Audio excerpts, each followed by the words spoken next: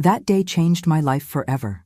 I was 14 years old when I woke up and saw my mother crying with him in the living room. The man who never wanted me was now begging for help.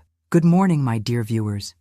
This is Edith Wilson, 68 years young, sharing a story I've carried for more than 5 decades. I'm speaking to you from my porch in Millfield, Ohio, where the sweet tea is always ready and memories never leave me, even when I wish some of them would. Before I begin this difficult story, just subscribe to our channel, hit that like button, it costs nothing, and tell me something about yourself in the comments, your favorite color, favorite food, what you love doing, or even which state you're watching from. This helps this old lady continue sharing her stories, and hopefully gives strength to those going through similar experiences. I grew up without a father. Not the kind where you say, I grew up without a father, but still saw him occasionally. No. I grew up barely knowing what he looked like. Mom kept an old yellowed photograph where he leaned against an old Chevy, cigarette in his mouth, looking sideways at the camera as if he didn't want to be there. That's your father, Edith, she'd say when I insisted on asking. We lived in a simple house in the east side of town, a place where everyone knew each other. My mother, Margaret, worked as a seamstress, doing all sorts of jobs, from hemming pants to wedding dresses when orders came in. Money was tight, but we never lacked food on the table or love in that house. Mom was one of those strong women America's full of, raising a daughter alone, working from sunrise to sunset, and still finding energy to tell me bedtime stories. Your father left before he even knew you, honey, she explained when I turned 7 and my questions became more persistent. He loved his bottle more than responsibility. When he found out I was pregnant, he disappeared for a week. When he came back, it was just to grab his few clothes and say he wasn't born to be anybody's father. I grew up hearing stories like that, pieces of a puzzle that never formed a complete picture. Jack, that was his name, was a handsome man who charmed women with smooth talk, but had the devil's whiskey as his best friend. He was quick to anger, worked little, lived from odd job to odd job, and left a trail of broken hearts wherever he went. At least that's what my Aunt Judy said when Mom wasn't around. Your mother deserved better, Edith, but sometimes our hearts choose wrong. At school, birthday parties, any place where families gathered, I felt that hole. Other children had fathers who lifted them onto their shoulders, who taught them to ride bikes, who scolded them when needed. I had only silence where there should have been a deep voice, only emptiness where there should have been strong arms. Not that Mom didn't try. She did the work of 10 people.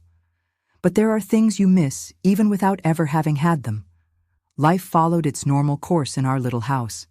I went to school, helped Mom with sewing when I could, played with the neighborhood kids. My father's absence was like a ghost we learned to live with. Always there, but we pretended not to see it. Until everything changed that morning. It was a Sunday in March. I remember it like yesterday. The smell of fresh coffee coming up the stairs had woken me. Mom usually made cornbread on Sundays, so I got up excited, thinking about breakfast. That's when I heard the crying. I tiptoed down the stairs, my heart pounding. Mom wasn't one to cry. She was the kind of woman who saved her tears for when she was alone in her room, where nobody could see. Hearing those sobs in the living room scared me more than anything. And there he was. A thin man, already graying hair despite not looking that old, unshaven, with dark circles that seemed painted on his yellowish face. He wore a worn-out shirt that had seen better days and faded jeans that seemed too big for his body. He sat on our couch, head down, while Mom cried standing, one hand covering her face. "Who are you, sir?" I asked from the staircase, making them both look at me at the same time. It was Mom who spoke, wiping her tears with her robe sleeve. "Edith, this is Jack, your father." Those words fell like a stone in my stomach. My father, that worn-out man, smelling of cigarettes and whiskey strong enough to sense from across the room, was the man from the yellowed photo? Was he the one who had left, even before seeing me born? "Is this Edith?" he asked in a hoarse voice, looking at me like he was seeing a ghost. How she's grown, how I've grown. As if he had ever seen me small. As if he had any right to comment on my growth that he hadn't witnessed for a single day.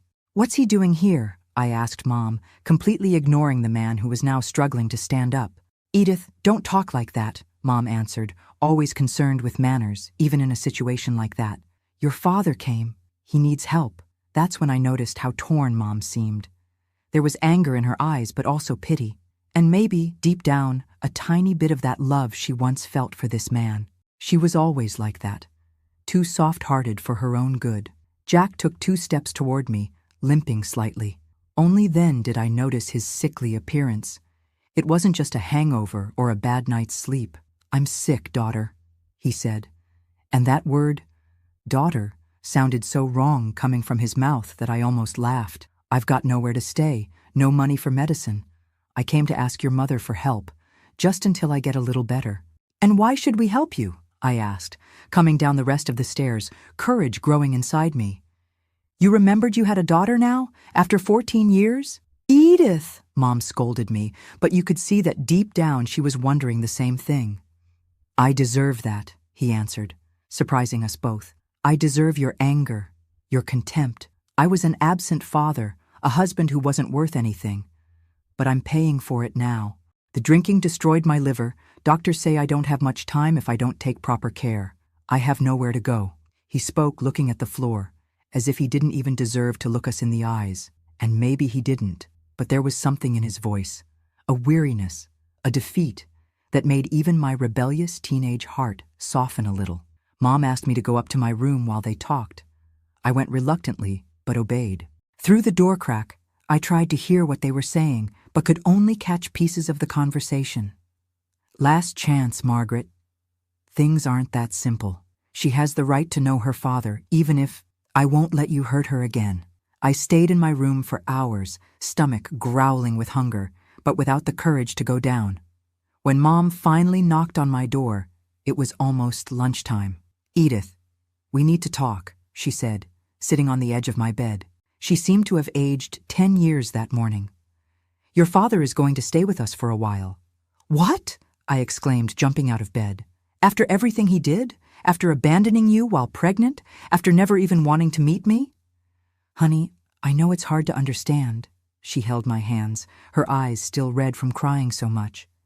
"But he's really sick. The doctor gave him 6 months to live if he doesn't get proper treatment. He has nobody, Edith." "And that's our fault?" I asked, pulling my hands away. "He chose to have nobody when he chose the bottle instead of family." I know, Mom sighed deeply. "But he's still your father, Edith. And despite everything, I once loved this man very much. I can't turn my back now, knowing he might die alone on some street corner." At that moment, I hated my mother's soft heart. I hated her ability to forgive what I thought was unforgivable. But I also admired, deep down, that strength she had to do what she thought was right, even when it was difficult. "He'll stay in the back room," she continued. "He'll need help with his medicine, with the special diet. I know it's not fair to ask this, but I need you to try, honey. Try to give your father a chance." I didn't answer. The lump in my throat was too big to let any words through. I just nodded, agreeing without really agreeing. And that's how Jack Wilson, the father I never knew, entered our lives after 14 years of absence. He came like someone asking for forgiveness, like someone who doesn't deserve a second chance but begs for one anyway. He came sick, defeated, a shadow of the handsome man in the yellowed photograph. That day, while Mom was fixing up the back room and preparing a special lunch that wouldn't be hard on his liver, I sat on the stairs, watching that stranger who was my father.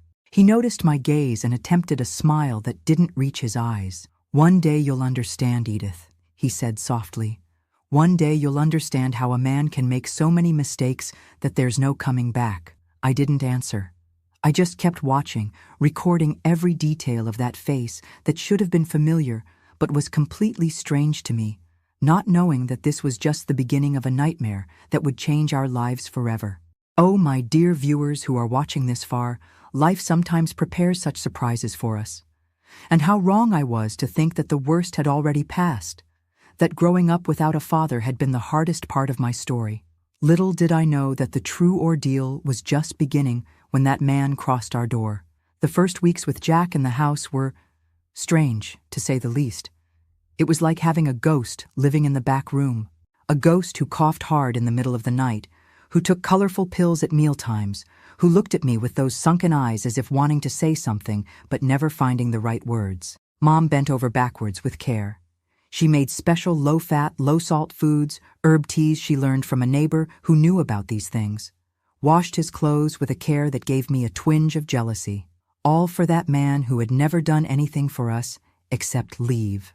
At first, I tried to keep my distance.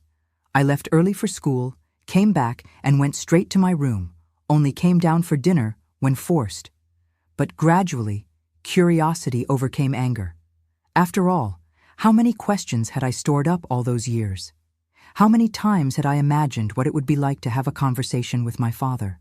One afternoon, while Mom had gone to deliver a sewing order, I found myself sitting on the back doorstep, watching Jack taking weak sunshine in the small yard. "Why did you never come back before?" I asked, the question escaping before I could hold it back. He turned his head slowly, as if the movement hurt. "Shame, maybe," he answered after a long silence. "Or cowardice. Probably both." It wasn't the answer I expected. I thought he would make up some excuse, say he tried to come back but couldn't, that he thought about me every day. But no, he admitted he was a coward, that he was too weak to face what he had done. "The drinking didn't help," he continued, looking at the sky. "Each year that passed made it harder to come back. How do you explain to a child that her father preferred the bottle to her? How do you look in the eyes of the woman you abandoned while pregnant? So I drank more to forget, and the more I drank, the more impossible it became to return. At that moment, I felt neither pity nor forgiveness. But for the first time, I saw my father as a human being, broken, flawed, but human. He was no longer the monster of my childish imaginings, nor the hero I secretly hoped he might be. He was just a man who had made terrible choices and was now paying for them. The days went by, and Jack seemed to improve a bit with Mom's care. The yellow color diminished. He gained a few pounds. He could already walk around the yard without getting out of breath. He started helping with small things around the house, changed a burned-out light bulb, fixed the kitchen cabinet hinge, things like that. Small gestures that made Mom smile in a way I hadn't seen in a long time. It was about a month after his arrival that I noticed the first strange things. One night, I woke up to the sound of footsteps. They weren't Mom's footsteps, which always moved lightly through the house. They were heavy, dragging footsteps. I peeked through the door crack and saw Jack walking through the living room, mumbling things I couldn't understand. He went from one side to the other, stopped, stared at nothing, kept walking, as if he was looking for something or running from someone only he could see. In the morning, when I mentioned it to Mom, she said he had insomnia because of the medicine, that it was normal. But her eyes didn't meet mine when she said this. Then came the laughter. Laughter for no reason, that started out of nowhere and ended just as abruptly as they had begun. Sometimes in the middle of a meal, sometimes while watching television. Guffaws that didn't match anything that was happening, that made Mom give those nervous smiles and quickly change the subject. "It's just happiness about getting better," she would say when I asked. "Your father always had this kind of different sense of humor." But it wasn't humor. I knew it wasn't. There was something wrong, something that went beyond liver disease, beyond alcohol withdrawal. Something in his eyes when the laughter ended, an emptiness, a confusion, as if he himself didn't know why he had laughed. The beer incident happened on a Sunday, about 2 months after his arrival. The three of us were in the living room watching a Sunday night program on TV. A rare thing. I usually avoided being in the same room as Jack for too long. But that day, at Mom's insistence, I agreed to watch 60 Minutes with them. That's when the neighbor, Mr. Thompson, showed up with a 6-pack of beers to watch the game, not knowing about Jack's condition. Mom tried to politely refuse, but Jack insisted that the neighbor stay, that it wasn't a problem, that he was already strong enough to resist temptation. The atmosphere became tense immediately. Mom cast worried glances at Jack, who pretended to be super interested in the game, while Mr. Thompson, oblivious to the situation, opened one can after another. "You sure you don't want one, buddy?" Mr. Thompson insisted, holding out a cold beer toward Jack. "One won't hurt anybody." I saw my father's look change at that moment. Eyes fixed on the can, throat moving up and down as he swallowed hard, hand trembling slightly at his side. It was like watching a man drowning, fighting to keep his head above water. "No, thank you," he answered hoarsely. "I really can't." Mr. Thompson shrugged and continued drinking, commenting on the game increasingly loudly as the empty cans accumulated. At some point, he made a sudden gesture while complaining about the referee, and the beer in his hand spilled on our living room rug. That beige rug Mom had bought with such sacrifice, payment by payment. "Oops, sorry," laughed Mr. Thompson, already half drunk. "Margaret can take care of that later." It was as if a switch had been flipped. Jack jumped up, face red, eyes bulging, pointing his finger at the neighbor. "Respect other people's homes, you disgusting drunk!" he shouted, his voice unrecognizable with so much rage. "Who do you think you are, coming here, drinking in my house, and then staining my wife's rug?" Mr. Thompson, startled by the disproportionate reaction, raised his hands in a peace gesture. "Easy, buddy. It was an accident. I'll pay for the rug cleaning. No need for all this stress." But Jack wasn't listening anymore. He was somewhere else, consumed by a fury that seemed to have been stored for years. He lunged at the neighbor, tripping over his own foot, and would have fallen if Mom hadn't stepped in front. "Jack, for God's sake, it was an accident," she pleaded, her hands on his chest, trying to push him back to the couch. That's when he did something that changed everything between us. He pushed Mom aside forcefully, making her hit against the bookshelf and knock down the few knickknacks we had. And when I tried to run to help my mother, he turned to me with his arm raised. The slap hit my face with such force that I saw stars for a second. I fell sitting down, more from shock than pain, hand on my hot face, unable to believe what had just happened. The room fell into absolute silence. Mr. Thompson, wide-eyed, muttered something about settling this another day and hurried out, leaving the door open behind him. Mom was paralyzed by the bookshelf, hand over her mouth, eyes full of tears. And Jack was looking at his own hand as if it had acted on its own. "Edith," he mumbled, taking a step in my direction. "I didn't mean to. I don't know what." "Stay away from me," I screamed, dragging myself backward until I hit the wall. "Don't touch me." His face contorted in an expression that mixed shame, regret, and something else. Something that only later I would understand was the beginning of the madness that was consuming him. "I'm sorry," he repeated, now with tears streaming down his wrinkled face. "I'm sorry, daughter. I don't know what came over me. It was the beer, the smell of it. It messed with my head." Mom finally came out of her trance and ran to hug me. I felt her trembling as she helped me up, as she gently passed her hand over my red face.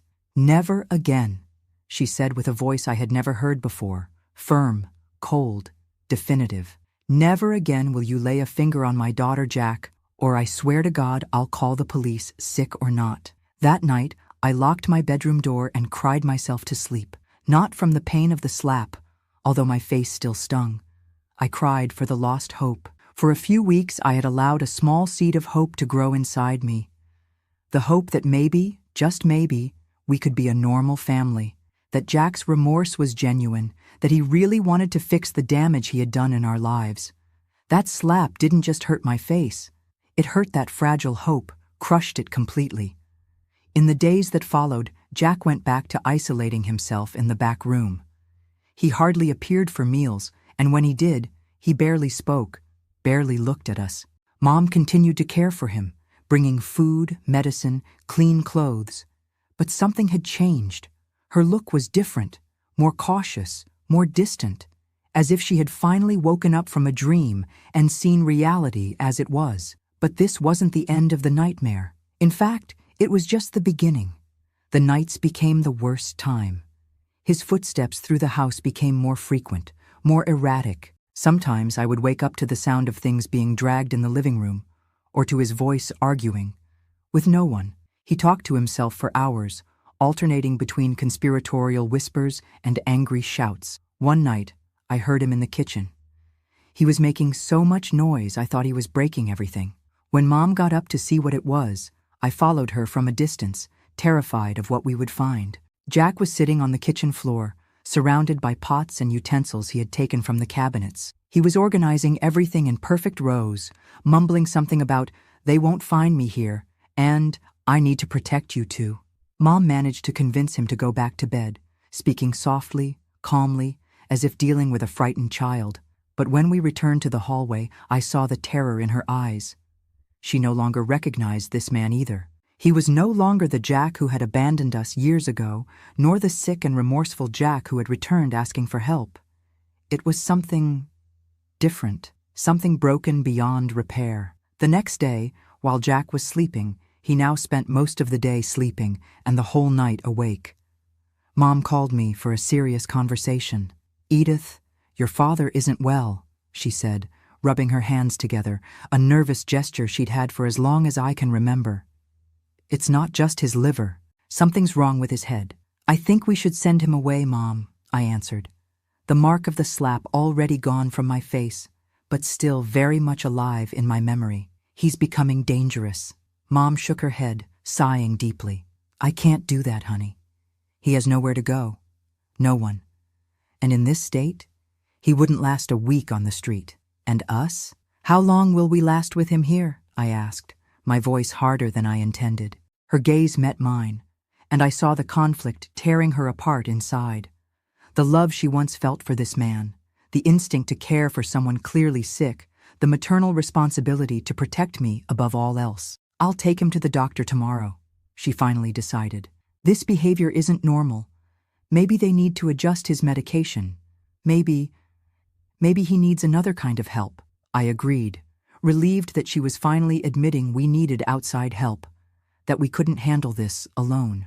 But tomorrow brought things much worse than any doctor's visit could solve, things that would change the course of our lives forever, that would mark me in ways no 14-year-old girl should be marked. That night, my loves who are listening to me, that night of May 17th, 1971, was when our little private hell turned into an endless nightmare. It was when I discovered that there are real monsters in this world, and that sometimes they have the same blood that runs in our veins. I was awakened in the middle of the night by a sound I will never forget as long as I live. It wasn't a common scream, the kind you hear in an argument or when someone gets scared. It was a primitive, desperate sound, the kind of scream that comes out when a person is beyond fear, beyond despair. It was my mother's voice. The clock on the nightstand showed 2:37 in the morning. I sat up in bed with a jolt, my heart beating so hard it seemed to want to come out through my mouth. After the scream came a dull thud, as if something heavy had fallen to the floor. Then, silence. A silence worse than any scream. I was paralyzed for a few seconds, those moments when the body still can't obey the brain. The rational part of me said to stay quiet, lock the door, hide.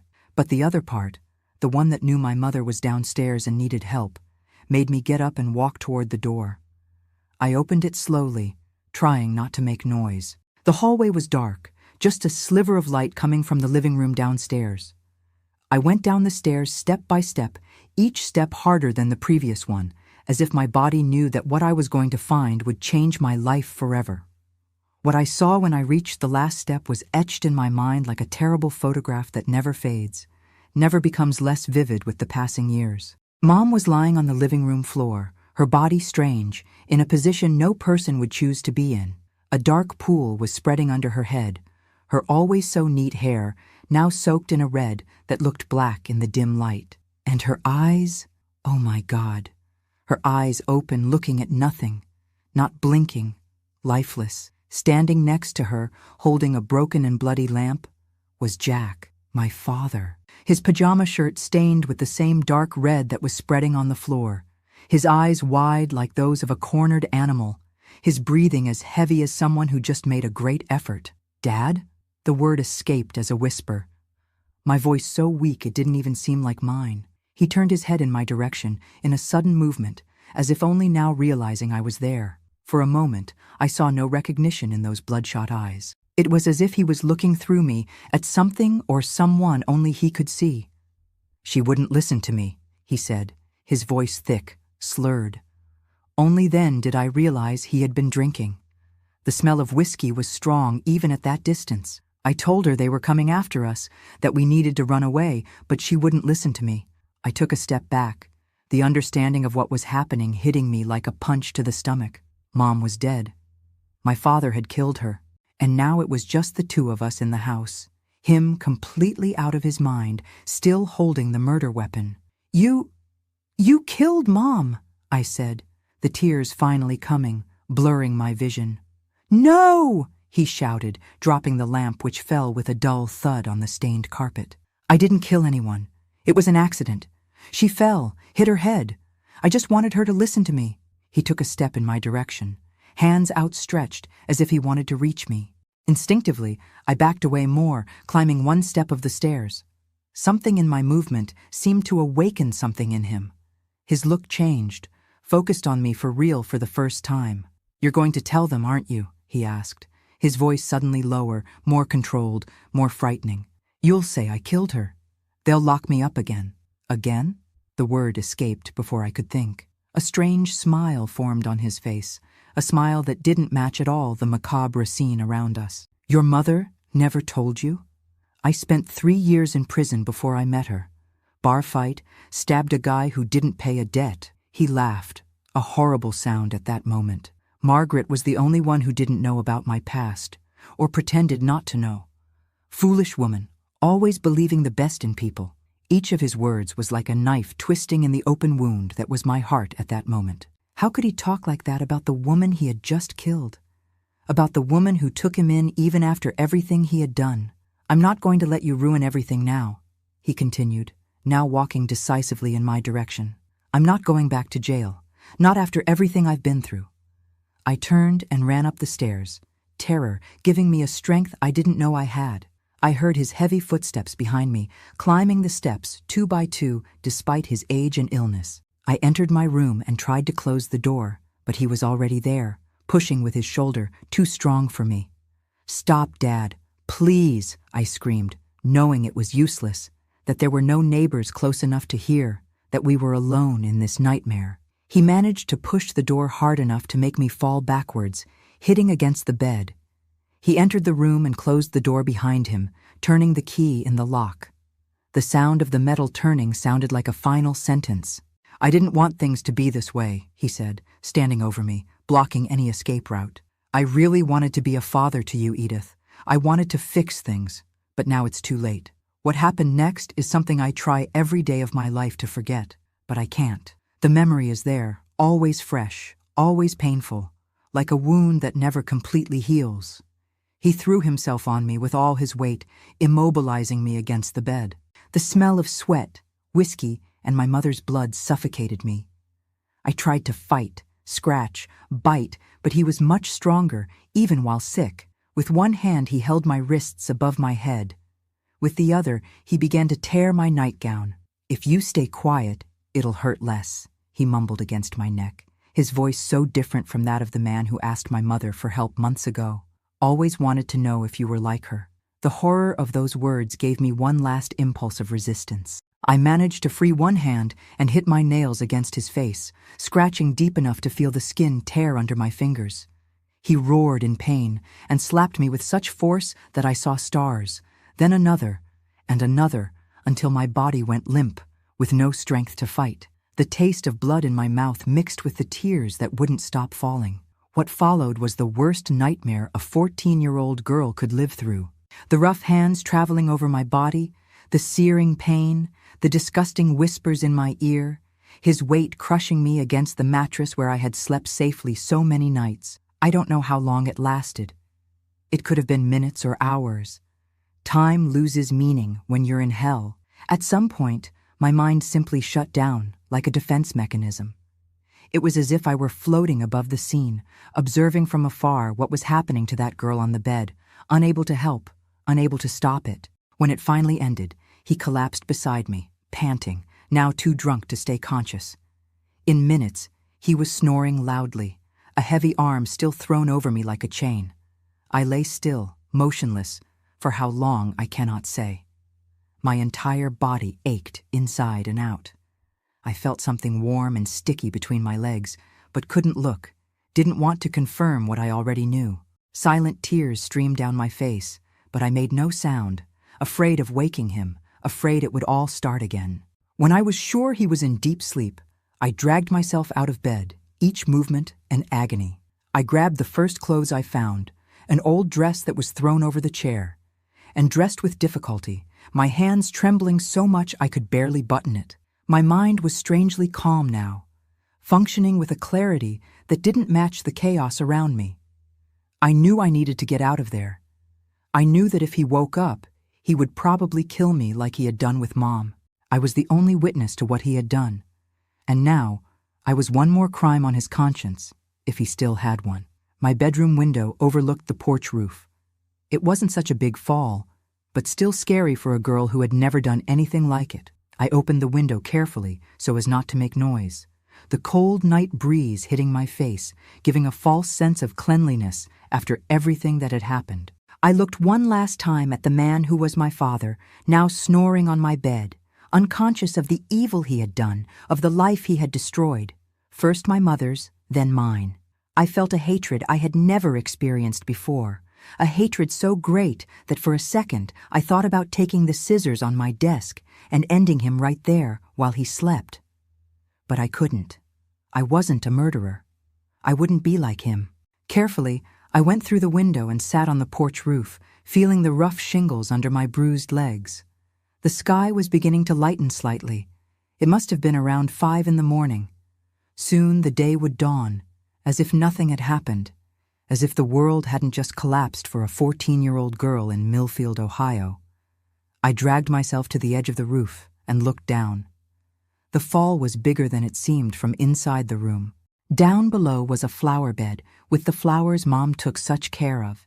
Daisies, pansies, those simple flowers she loved. For a moment, the image of her watering those plants hit me with such force that I almost lost my balance. I would never see my mother again. Never feel her embrace again. The lavender scent she always had. The sound of her laughter in the rare times she allowed herself to relax. I took a deep breath, swallowing the sob that threatened to escape. I couldn't make noise now. I needed to be strong, for myself and for my mother's memory. Carefully, I turned face down and began to hang from the edge of the roof, my feet looking for support on the porch column. The pain in my body protested with every movement, but adrenaline and fear gave me strength to continue. My feet finally found the wooden column, and I began to descend, hugging it as if it were a ship's mast in the midst of a storm. When I was almost reaching the ground, my arms weakened and I fell on my back in the flower bed. The impact was cushioned by the soft soil, but still painful enough to leave me breathless for a few seconds. I lay there, among Mom's flowers, looking at the sky that was getting lighter and lighter. Part of me just wanted to stay there, let the hours pass, let life end with the night. What was the point of continuing after everything that had happened? But another part, stronger, more determined, the part that my mother had created with so much love and sacrifice, pushed me to get up, to survive, to seek justice for what that monster had done. With effort, I stood up. I looked one last time at the house that had been my home throughout my life, the house where so many happy memories had been created, the house that now held my mother's body and the monster who killed her. Then I started walking, or rather, dragging myself toward the street. I didn't have a clear plan. I just knew I needed to find help. I needed to find someone who would believe me, who could stop Jack before he escaped, before he hurt anyone else. I remembered Officer Richards, who lived a few blocks down from us. He wasn't exactly a neighbor, but Mom always spoke well of him, said he was an honest man, upright, one of the few police officers you could trust. He had helped when Mrs. Bailey, our elderly neighbor, had her house broken into last year. With this destination in mind, I began to walk as fast as my injured body would allow. The streets were deserted at that hour. Millfield was still asleep, oblivious to the tragedy that had happened in the seamstress Margaret's house. Each step was an agony, each breath an effort, but I kept walking, driven by desperation, by fear, by the need to make someone believe in the nightmare I had lived through. When I finally reached Officer Richards Street, the sun had completely risen.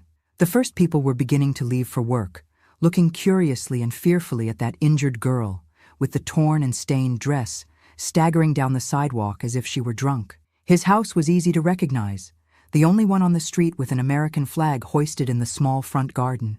I dragged myself to the gate and rang the doorbell, my strength almost at an end, the world beginning to spin around me.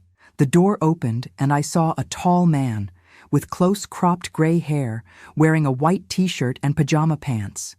He looked at me confused for a second, then his eyes widened in recognition and horror. "My God, girl, what happened to you?" I opened my mouth to answer, to tell everything, to beg for help, but no sound came out.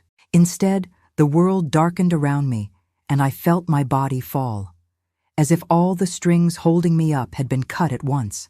The last thing I remember before losing consciousness was strong arms holding me before I hit the ground, and a deep voice shouting for someone to call an ambulance. Then, only darkness. A merciful darkness that for a few hours freed me from the memories of that night that had destroyed my childhood, my innocence, my entire life. Oh, my dear viewers who are listening to me, how difficult it is to relive these memories even after so many years. Sometimes I wonder if I should bury them once and for all. Let the past remain in the past. But something inside me says that telling this story is important. Not just for me as a way to exorcise these demons, but also for those who are listening so they know it's possible to survive even the worst of nightmares. That it's possible to rebuild life, even when it seems like there's nothing left to rebuild. And that's what I had to do after that terrible night in May 1971. Rebuild from scratch, brick by brick, a life that seemed irreparably destroyed. I woke up in a hospital room, the smell of disinfectant invading my nostrils, the constant beep of a machine beside the bed marking the seconds, reminding me that, despite everything, I was still alive. I tried to move and a sharp pain shot through my entire body, bringing back all the memories that for a brief moment of unconsciousness I had managed to forget. A nurse entered the room as soon as she noticed I was awake. She had a kind face, the kind that seems made to comfort people in difficult times. She adjusted the IV in my arm, checked my vital signs, and told me in a soft voice that the doctor would see me soon. I noticed she avoided looking directly into my eyes, as if afraid of what she might find there. The doctor, an elderly gentleman with white hair and deep circles under his eyes, examined my injuries with a gentleness that made me cry silently. He explained that I had several contusions, a sprained wrist, some cuts that needed stitches. He talked about other things too, things a 14-year-old girl shouldn't have to hear, about examinations, evidence, procedures. He used technical words that I didn't fully understand, but whose terrible meaning I grasped anyway. When he finished the examination, he said there were some people who needed to talk to me. I saw the fear in his eyes as he said this, as if he feared that conversation would break me completely. Officer Richards came in accompanied by a woman who introduced herself as a social worker. They sat in the chairs beside my bed, their faces serious, prepared for the worst, which was appropriate, because the worst was exactly what I had to tell. With a trembling voice at first, then firmer as the words found their way, I told everything. About my father's return months ago, the strange behaviors, the slap, the nights of insomnia. And then about that early morning, my mother's scream, the dull thud, the blood on the living room floor, her eyes open to nothing.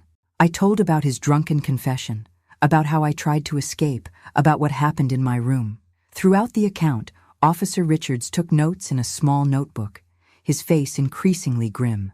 The social worker held my hand, squeezing it gently at times when my voice failed, when tears made it impossible to continue. When I finished, a heavy silence fell over the room, broken only by the insistent beep of the machine, that sound that seemed increasingly like an accusation. You are alive, while my mother was no longer. We've already sent a patrol car to your house, Officer Richards finally said, closing the notebook. We'll find your father, Edith. He'll pay for what he did. But something in his tone told me there was more. Something he didn't want to tell me. Something that would make this nightmare even worse, if that was possible. What is it? I asked, recognizing the hesitation in his look. There's something you're not telling me. The officer exchanged a quick glance with the social worker, who nodded slightly, as if giving permission to continue. When the patrol car arrived at your house, your father was already gone, he finally said, choosing his words carefully. They found your mother, exactly as you described. We're looking for Jack now. We have men on the roads, at the bus stations, everywhere he might try to flee. The idea that he had escaped, that he was somewhere out there while I was stuck in that hospital, filled me with a terror that no words can describe. What if he came after me? What if he tried to finish what he started? "He won't find you," said the social worker, as if reading my thoughts. "You're safe here. There's a police officer at your door, and it will stay that way until we catch your father." I nodded, trying to believe those words, trying to find comfort where it seemed impossible. In the days that followed, I stayed in the hospital, recovering physically while my mind tried to process everything that had happened. I received a visit from my Aunt Susan, my mother's sister, who lived in Columbus about an hour away. She cried, hugging me for hours, murmuring words of comfort that couldn't penetrate the wall of pain I had built around myself. It was she who organized my mother's funeral, sparing me that final blow. I couldn't go. I was still in the hospital, still considered too fragile, both physically and emotionally. Sometimes I wonder if that was a blessing or a curse. Not having been able to say goodbye to my mother left a void that was never really filled. A week later, when the bandages had already been removed and the stitches were beginning to heal, I received the news. Jack was still on the run. The police had followed several leads. Several witnesses thought they had seen someone matching his description, but nothing concrete. It was as if he had vanished into thin air. "I'll take you to my house," said Aunt Susan, sitting on the edge of my hospital bed. "I've already talked to the doctors, the social worker, the sheriff. You're going to live with me in Columbus now. It's better that way, away from here, away from the memories." I didn't answer. What could I say? I no longer had a home to return to. I couldn't imagine entering that living room and seeing the place where my mother had died. I couldn't climb those stairs and enter the room where... No. I couldn't even complete the thought. "When?" was all I asked. "Tomorrow, if you feel well enough," she answered, fixing a strand of my hair behind my ear, a gesture so similar to what Mom used to do that I felt the tears return. "I fixed up a room just for you at my house. It's not much, but it will be a new beginning." I nodded, grateful for her kindness, for the chance to escape from that town that now held only nightmares for me. When I left the hospital the next day, a patrol car was waiting for us. It wasn't just a courtesy, it was protection. Even with Jack missing for a week, nobody wanted to take any chances. He could be anywhere, waiting for an opportunity. The trip to Columbus was long and silent. Aunt Susan tried to make conversation a few times, talking about the city, about how I would like the new school, about the cousins who barely knew me but were eager to receive me. I responded with monosyllables, unable to match that effort, still too trapped in the memories of that night. When we arrived at her house, a simple but cozy building in the suburb of the city, I was greeted by Uncle Robert, Aunt Susan's husband, a quiet man but with a gentle look, and by my cousins Michael and David, a few years older than me. They all treated me with a care that bordered on reverence, as if I were made of glass and could break at any more abrupt touch. And maybe that was indeed how I felt. Fragile, broken, patched up hastily, but with cracks that no care could completely repair. The first weeks at Aunt Susan's house were a blur of nightmares, appointments with psychologists, formal statements to the police who were still looking for Jack. I barely left the room, barely ate, barely spoke. The weight of the loss, of the trauma, of the violence suffered was like a giant stone on my chest, making it difficult even to breathe. It was on one of those sleepless nights, about a month after arriving in Columbus, that I heard a conversation I shouldn't have heard. Aunt Susan and Uncle Robert were talking in the kitchen, their voices low but audible in the silence of the early morning. "They called from Millfield today," Uncle Robert was saying. "Seems like Jack was seen again around there." My blood froze. He had returned? He was in my town, maybe in my house. My God, will we never be free of this nightmare? Aunt Susan's voice trembled. What does he want? Why doesn't he just run away for good? Who knows what goes on in the mind of a monster like that? Uncle Robert answered bitterly. Maybe he's looking for the girl. Maybe he wants to finish what he started. Don't say such a thing even as a joke, exclaimed Aunt Susan. I've already warned the police here. They'll keep an eye out, do extra patrols in the neighborhood. And Robert, please, you and the boys, don't leave Edith alone, not for a minute. I went back to bed with my heart racing, the fear that had begun to diminish returning full force. He was looking for me. It wasn't over. It would never be over as long as he was out there, free. That night, I made a decision. I couldn't continue living like this, in fear, hidden, making my aunt and uncle and cousins live in a constant state of alert. It wasn't fair to them. It wasn't fair to me. I needed to find a way to end this once and for all. In the days that followed, I began to pay more attention to conversations, to local news, to any information about Jack. I discovered he had been seen several times in Millfield, always near our old house, always at night. The police set up stakeouts, but he seemed to have a sixth sense, disappearing before they could catch him. Then, one Sunday while setting the table for lunch, I heard something on the radio that Uncle Robert was listening to on the porch. A reporter was talking about the preparations for the 4th of July celebration in Millfield, mentioning that, despite the recent events that had shocked the town, the tradition would be maintained. The central square would be decorated. There would be live music, food stalls, games for the children. It was as if a light bulb went on in my head. That was it, the 4th of July celebration, the only event of the year when the entire town gathered in the square. If Jack was in Millfield, if he was obsessed with the house, with what he had left behind, he would certainly be around during the celebration. Perhaps it was the chance for the police to finally catch him. But for that, they would need to know exactly where to look. They would need bait. The plan began to form in my mind. Terrible, risky, but possible. I would return to Millfield for the 4th of July celebration. I would let myself be seen, let the news spread. Jack would certainly hear, and if he was really looking for me, he would come after me. The police would be prepared, waiting. It would be a trap. Of course, I could never convince Aunt Susan and Uncle Robert to let me return to Millfield, much less to be used as bait. I would have to do this alone, without them knowing. In the 2 weeks that followed, I planned every detail with a care I didn't know I was capable of. I gathered what little money I had saved, some coins that Aunt Susan gave me from time to time, a $5 bill that Uncle Robert gave me on my birthday. It wasn't much, but it would be enough for the bus ticket. I discovered the schedules of the buses that went to Millfield, memorized the route.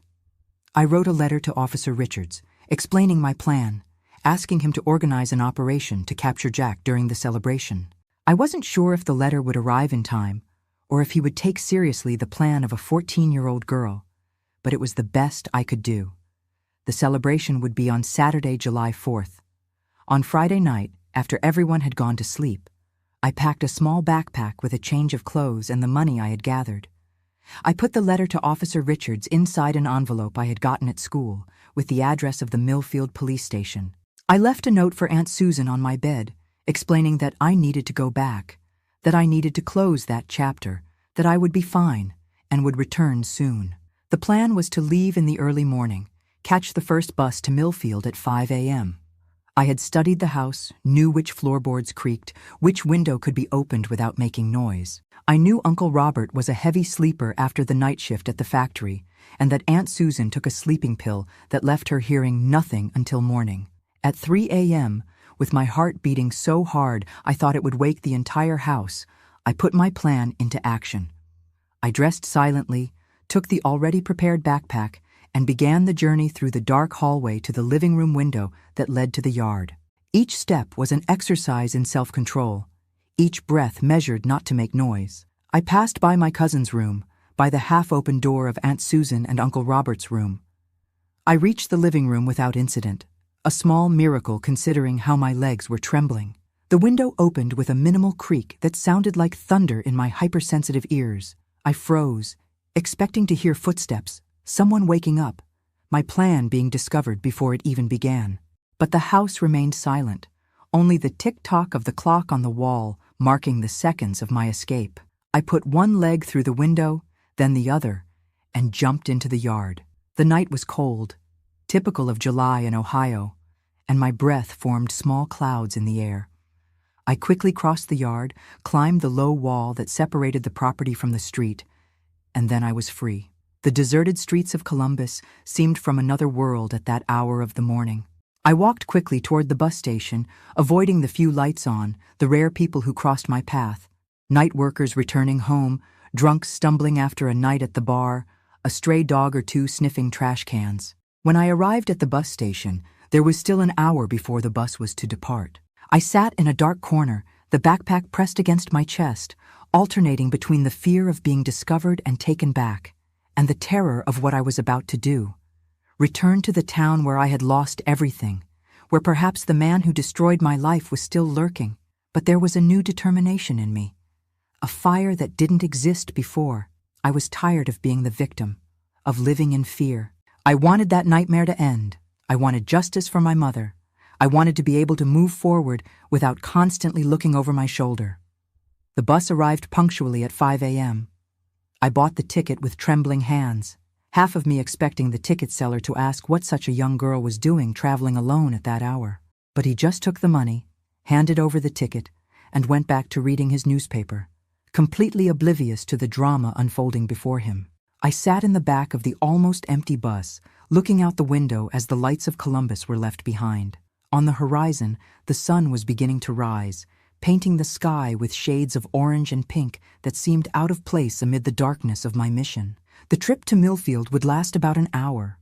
1 hour to think, to doubt, to almost give up and turn back. 1 hour to strengthen my resolution, to remember my mother's body on the living room floor, to feel again the weight of that monster on top of me. When the bus finally entered the town that had been my home for 14 years, I felt a lump in my throat that almost choked me. Nothing had changed. The same streets, the same houses, the same faces on the sidewalks. It was as if time had stopped, as if the terrible events of that May night hadn't shaken the foundations of that place as they had shaken mine. I got off at the bus station with wobbly legs, not just from the long journey, but from the weight of what I was about to do. My first destination was the police station, to deliver the letter to Officer Richards personally, to explain my plan face to face. The streets were busy, decorated for the 4th of July celebration that would begin that night. Colorful banners crossed from one side to the other. Stands were being set up in the central square. The smell of popcorn and cotton candy was already beginning to perfume the air. I walked quickly, head down, fearing to be recognized before the time. But as I approached the police station, I noticed something strange. There was an unusual movement. Police cars with lights on, people gathering in front of the building. I stopped at a safe distance, observing the scene with growing apprehension. What was happening? Had Jack been captured? Had he attacked someone else? That's when I heard, coming from a group of women standing on the sidewalk, the words that would change everything. They got him. They caught Margaret's killer. My heart jumped. It couldn't be true. Right today, just when I had come to put my plan into practice? I approached the group, trying to hear more, trying to confirm if it was really about Jack they were talking. It was in a boarding house near the bus station, one of the women was saying, her voice laden with indignation. The bastard had been hiding there for days. It was the boarding house owner who recognized him from the picture in the newspaper and called the police. They say he didn't resist arrest, added another. He was so drunk he could barely stand up. It was true then. They had caught Jack. My plan would no longer be necessary. Justice had found its way even without my intervention. My legs weakened and I needed to lean against a wall, not to fall. A confused mixture of emotions flooded me: relief, disbelief, a strange disappointment at not having been part of the capture, and stronger than anything, a profound exhaustion, as if all the adrenaline that had kept me functioning for the last 24 hours had suddenly drained from my body. It was over. The nightmare had come to an end. Jack would face justice for his crimes, and I could begin to try to rebuild the pieces of my shattered life. I rested my head against the cold wall, closed my eyes, and for the first time since that terrible night, I allowed myself to cry freely, without fear, without shame. I cried for my mother whom I would never see again, for the girl I was and would never be again, for the lost dreams and for the nightmares that I hoped would finally begin to lose their strength. My dear listeners, sometimes fate acts in mysterious ways. While I was planning a risky trap, while I was escaping in the middle of the night willing to face my worst fears, the wheel of justice was already turning, independent of my efforts. They say God writes straight with crooked lines, and maybe that's true. Maybe my desperate escape wasn't really to capture Jack, but to give me back control over my own life, to show me that I was stronger than I thought, that I could act instead of just react. On that Saturday in July 1971, while fireworks exploded in the sky in celebration of Independence Day, while the town celebrated oblivious to the private drama of a 14-year-old girl, something new was born inside me. A determination, a strength I never knew I possessed. A fierce will not just to survive, but to live, to rebuild, to transform tragedy into something meaningful. And that's exactly what I did in the years that followed. I rebuilt my life, piece by piece, brick by brick, until I became the woman I am today, at 68, sitting on this porch in Millfield, Ohio, sharing my story with you. After Jack's capture, I returned to Columbus with Officer Richards, who found me wandering near the police station. Aunt Susan almost had a heart attack when she saw me arrive, escorted by a police officer. First, she thought I had done something wrong. Then she was furious when she found out I had escaped in the middle of the night. And finally she cried, hugging me, when she learned Jack was in jail. "Never do something like that again," she repeated between sobs. I almost died of worry. The trial happened 4 months later. It was a difficult, painful process, having to face Jack again, having to relive every detail of that terrible night in front of strangers. He was different, thinner, aged, his eyes opaque, empty of any emotion. He no longer seemed frightening, just pathetic, broken. A man destroyed by his own demons. The sentence was the maximum possible at that time, 30 years without the right to parole. I never knew if he served the entire sentence. After the trial, I made a promise to myself never to seek to know about him, never to let him occupy space in my head, in my life. For me, he died in that courtroom. The man I once called father ceased to exist. The years that followed were of slow reconstruction, sometimes painful, but constant. I continued living with Aunt Susan and Uncle Robert, who became my legal guardians. I went back to school, although at first it was difficult. The nightmares, the panic attacks, the pitying looks from colleagues who knew my story. Columbus was a bigger city, but news still travels fast, especially tragic ones. Aunt Susan insisted I go to therapy, something not very common at that time, especially in a city like Columbus. The psychologist, Dr. Helen, had a simple office in a borrowed room at the health center. In the first sessions, I could barely speak. The words stuck in my throat as if they were afraid to come out, to give form to the horror I had lived through. "Take all the time you need," she would say with infinite patience. "I'm here to listen when you're ready." It was Dr. Helen who taught me that trauma is not something we completely overcome, but something we learn to carry, to integrate into our story without letting it define who we are. It was she who helped me transform anger into fuel to move forward, to build something meaningful from the ruins. At 18, against all expectations, I got a scholarship to study law at Ohio State University. It was a rare opportunity for a girl from a small town, especially one with my background. Aunt Susan cried when we received the acceptance letter, from pride, from fear of seeing me leave, perhaps a bit of both. "Your mother would be so proud," she said, holding the letter as if it were a treasure.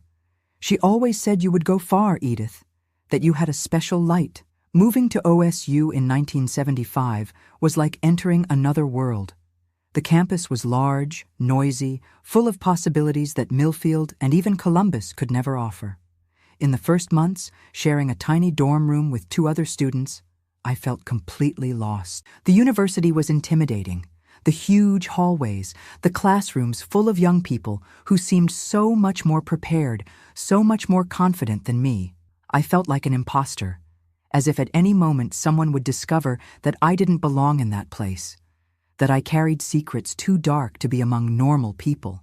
It was during this period of doubts that I met Jennifer, a classmate who would become my best friend for the years to follow. Tall, with curly hair that seemed to have a life of its own, and a laugh that echoed down the hallways, Jennifer was everything I wasn't. Extroverted, carefree, full of friends and stories to tell. For some reason I never fully understood, she decided to adopt me. She sat next to me in classes, dragged me to the bars that students frequented after classes, included me in study groups. Gradually, her light illuminated the dark corners of my soul, showing me that there was still room for friendship, for laughter, for light moments even after everything I had gone through. "You're too serious, Edith," she would frequently say. "You need to learn to live a little." And I tried. I really tried. Gradually, I lowered the walls I had built around myself, allowing people to enter my restricted circle of trust. I learned to smile again, even when the smile didn't completely reach my eyes. I learned to talk about the weather, about books, about politics, about anything other than the past I was trying to leave behind. Studies became my refuge, my fortress. I immersed myself in law books, with a dedication that impressed even the most demanding professors. There was something deeply satisfying about understanding the laws, the mechanisms of justice, the systems that could have protected my mother if they had worked as they should. In the third year of college, when we needed to choose an area of specialization, I had no doubts. Criminal law, with a focus on crimes against women and children. I wanted to use my experience, my pain, to ensure that others didn't go through what I went through, or at least to ensure they found justice if they did. It was in a criminal law class that I met Stephen, not my cousin from Columbus, but a young man from Cincinnati, son of a traditional Ohio family, with gentle eyes and a calm voice that immediately gave me security. He sat next to me on a day when Jennifer was absent, and we began to talk about the case the professor had presented, a crime of passion that had shocked the city years before. "I don't agree with the defense's approach," he said, and there was a conviction in his voice that immediately captivated me. "There's no such thing as a crime of passion. There's crime. Period. Passion is no excuse to take a life." Those words reverberated inside me like a bell. It was exactly what I thought, what I firmly believed, but had never heard anyone express so clearly. At that time, it was still common the idea that crimes for love were somehow less serious, more understandable. Hearing someone, especially a man, completely reject this notion was like finding an unexpected ally. Our friendship grew naturally throughout the semester. We studied together in the library, discussed cases, shared books and articles. Stephen was brilliant, with a sharp mind and a sense of justice that seemed so aligned with mine that sometimes it was as if he read my thoughts. It took me a while to realize I was falling in love, or maybe I knew, but tried to deny it. After what I had been through, the idea of intimacy with a man terrified me. The few dates I had tried in previous years, always encouraged by Jennifer, had ended in panic attacks, in sleepless nights filled with nightmares. But Stephen was different. He never pushed, never invaded my space, never asked questions about my past that I wasn't ready to answer. He had a patience that seemed infinite, a gentleness that disarmed my most solid defenses. Our first kiss happened on a rainy night, after a long day at the library preparing a paper on criminal recidivism. We were walking toward the bus stop, sharing an umbrella too small for two, and suddenly he stopped, looked at me with those eyes that seemed to see far beyond the surface, and asked if he could kiss me. The fact that he asked, that he waited for my explicit permission, meant more to me than he could imagine. It was the first moment in years that I felt I had complete control over my body, over who could or could not touch me. I said yes, and when his lips touched mine, gently, unhurriedly, something that had been frozen inside me slowly began to thaw. Our relationship progressed at the pace I needed, slow, respectful, based more on deep conversations and moments of mutual understanding than on any physical aspect. Stephen never pressed me for more than I could give, never showed frustration when I pulled back, when the nightmares returned, when the past came between us. It was to him that I finally told my whole story, on a starry night in our last year of college. We were sitting on a bench in the Oval, the place where we used to spend sunny Sundays. The words came out difficult at first, then in torrents that I could no longer control. I talked about my childhood, without a father, about his sudden return, about the strange behaviors, about that fateful night that had forever altered the course of my life. Stephen listened in silence, holding my hand, his eyes fixed on my face, without judgment, without pity, just a deep understanding and a contained anger for what had happened to me. When I finished, exhausted, emptied, he hugged me, and in the warmth of that embrace, I felt something I hadn't felt since my mother's death: complete security, the certainty that nothing bad could reach me while I was there. "You're the strongest person I've ever met," he said simply, and there was genuine admiration in his voice that made my heart expand.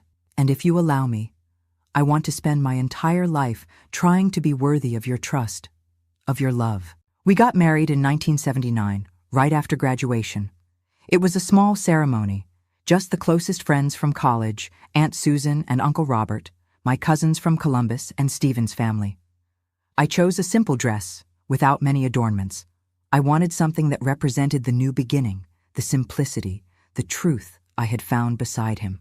Our life together began in a small apartment in downtown Columbus. Stephen joined a public defender's office, while I got a position as an assistant in the district attorney's office, working directly with cases of domestic violence, a department that was just beginning to form, at a time when these crimes were still treated as family matters, not as the serious violation of rights they really are. The work was difficult, often devastating. Each woman I attended, each traumatized child I saw in the courthouse corridors, brought back flashes of my own past. But there was also a deep satisfaction in being able to make a difference, in using my pain as a tool to help others, in transforming tragedy into purpose. In 1982, our first daughter was born, Margaret, in honor of my mother. Holding her in my arms for the first time was like a miracle, a reminder that life goes on, that even from the darkest ashes, the most beautiful things can be born. 3 years later came James, our second child, completing our small family. Motherhood brought challenges I didn't expect, irrational fears that something would happen to my children, recurring nightmares where I couldn't protect them, moments of panic when I was alone with them. Therapy, which I had never completely abandoned, became once again an essential part of my routine. "It's normal," explained my new therapist in Columbus. "Trauma doesn't disappear, it just changes form. Now that you're a mother, your old fears have found a new focus." With patience, with Stephen's constant support, I learned to deal with these fears, not to let them control my relationship with my children. I learned to be a present, loving, protective mother without being suffocating, strong without being rigid. The years went by. I was promoted in the district attorney's office, eventually becoming the first woman to coordinate the Crimes Against Vulnerable Persons Department in Columbus. Stephen opened his own firm, specializing in human rights. Our children grew up, studied, followed their own paths. Margaret became a doctor. James chose music, becoming a guitar teacher at the city conservatory.